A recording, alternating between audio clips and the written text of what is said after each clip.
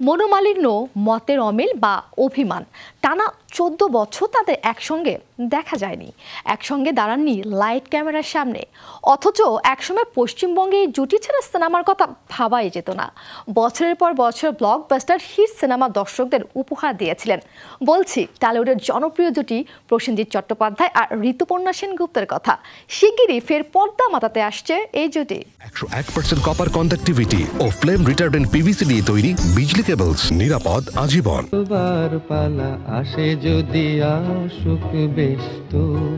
উত্তম সুচিত্রা সেনের পরবর্তী সময়ে বাংলা সিনেমার ইতিহাসে সবচেয়ে সফল জুটি প্রসেনজিৎ ঋতুপর্ণা। 90 দশকের মাঝামাঝি সময়ে প্রসেনজিৎ ঋতুপর্ণা জুটির সফর শুরু। তাদের প্রথম সিনেমায় ছিল সুপারহিট। এরপর একে একে মায়ের বাঁধন, বাবা কেন চাকর, স্বামীর ঘর, মনের মানুষের মতো সিনেমা দর্শকদের উপহার দিয়েছেন দুজন। তবে শ্বশুরবাড়ি জিন্দাবাদ সিনেমা মুক্তির পর বহু বছর একসঙ্গে কাজ করেননি ঋতুপর্ণা আর প্রসেনজিৎ।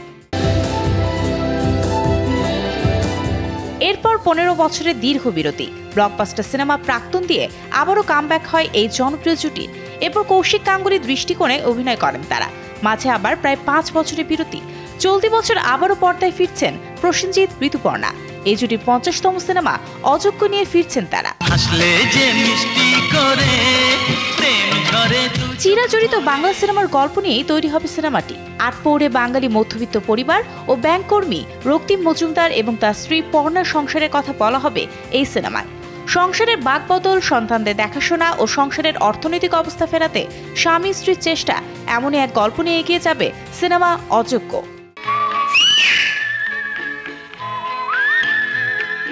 ইতিমধ্যেই প্রকাশ পেয়েছে এর ফার্স্ট লুক পোস্টার। সিনেমার পোস্টারে কর্পোরেট লুকে রক্তিম অর্থাৎ প্রসেনজিৎকে দেখা গেছে।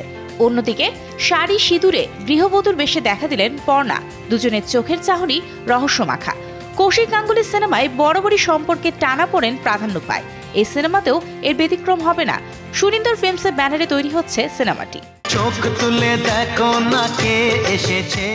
অযোগ্য সিনেমার মাধ্যমেই রূপরী পর্দায় হাফ সেঞ্চুরি করতে চলেছে প্রসেনজিৎ ঋতুপর্ণা জুটি। 2001-এর পর প্রাক্তন দিয়ে বেশ ভালোভাবে কামব্যাক করেন তারা। তাই সিনেপ্রেমীদের আশা 50তম সিনেমা দিয়ে অন্যরকম এক মাইলফলক সৃষ্টি করবে এই জুটি। আগামী 7 জুন প্রেক্ষাগৃহে আসবে অযোগ্য। Mario Sen, showbiz tonight.